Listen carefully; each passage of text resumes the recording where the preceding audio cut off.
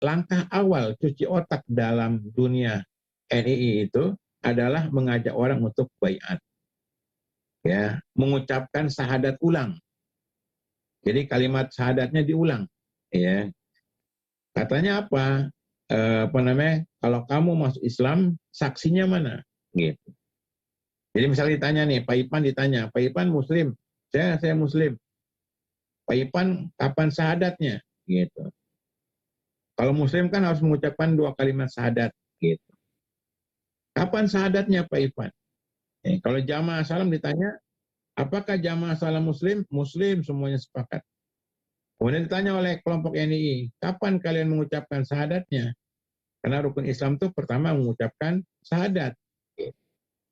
Nah, ini membuat masyarakat akhirnya goncang dan menerima konsep pemikiran baiat, yaitu mengucapkan ulang kalimat syahadat. Nah, padahal dalam konsep akidah, kalau anak orang tuanya Muslim, otomatis dia Muslim. Kullu mauludin yuladu alal fitrah. Setiap anak lahir dalam kondisi fitrah, ya, kondisi Muslim. Fa abawahu yuhawidani au yunasirani au yumajisani. Orang tuanya lah yang membuat dia jadi Yahudi, Nasrani atau Majusi. Nah, ada tambahan dalam riwayat Muslim, fa in kana muslimaini fa muslim. Kalau orang tuanya Muslim, otomatis anaknya Muslim. Jadi kalau orang tua Muslim, bapak ibu Muslim, punya anak, otomatis anaknya nggak perlu syahadat. Dan itulah ijma. Nah, konsep NII mengatakan kalau orang Islam itu harus mengucapin syahadat, walaupun orang tuanya Muslim, seperti kita umpamanya. Lahir dalam kondisi kedua orang tua Muslim. Nah, menurut NII, tetap harus mengucapkan syahadat. Makanya cuci otak NII pertama mengajak orang untuk mengulang syahadatnya. Gitu, tanya, kamu Muslim? Muslim. Kapan syahadatnya? Nah, orang susah ngejawabnya. Memang dari kecil kita nggak pernah syahadat. Tahu-tahu kita diajarin wudhu, diajarin sholat, ke masjid, otomatis kita Muslim. Dan itu sudah benar. Tapi oleh NII diragukan keislaman kita. Nah, pertama dia mempunyai konsep baiat. Setelah orang dibaiat ikut kelompok mereka, mereka diwajibkan untuk hijrah. Hijrahnya maksudnya apa? Pindah dari negara yang resmi kepada negara Islam Indonesia. Itu namanya hijrah. Ya, harus masuk pada kelompok mereka. Ya, hijrah. Jadi harus jadi anggota. Biasanya ditandai dengan bayar uang hijrah. Dan uang hijrah itu cenderung kepada pemerasan. Apalagi kalau dia orang kaya, maka dimintai banyak setiap bulannya. Nah, sinilah penipuan gerakan NII. Penipuan gerakan NII dari sini. Adanya istilah uang hijrah. Jadi uang hijrah. Jadi dulu banyak dosa, dulu banyak maksiat, dulu di negara kafir Indonesia, katanya, kata mereka, yang menyembah burung Garuda, Tuhannya burung Garuda, Indonesia itu harus hijrah. Gitu. Nah, mereka harus bikin komunitas, bikin gerakan, ya, bikin sel baru dan seterusnya. Nah, setelah mereka hijrah jadi komunitas gerakan NII dengan kerahasiaan, gitu, penuh dengan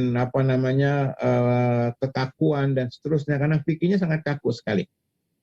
Kemudian yang terakhir, yang ketiga, gerakan mereka adalah jihad. Jihad untuk menegakkan negara Islam.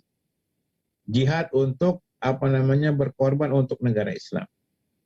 Nah, disinilah jihad ini seringkali menimbulkan tindakan-tindakan destruktif, tindakan-tindakan yang radikal, tindakan-tindakan yang di luar kontrol syariat, ya, perampokan buat bikin negara Islam. Makanya banyak pembantu-pembantu ikut gerakan Islam, negara Islam Indonesia ini, mengambil duit majikannya, dia pura-pura jadi pembantu. Nanti mengambil duit majikannya.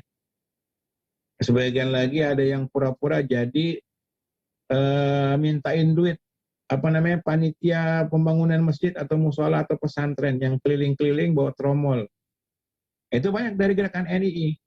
Gitu. Jadi fiktif, gerakannya fiktif, buat pembangunan masjid, pembangunan pesantren, pembangunan tempat-tempat dakwah, ternyata fiktif.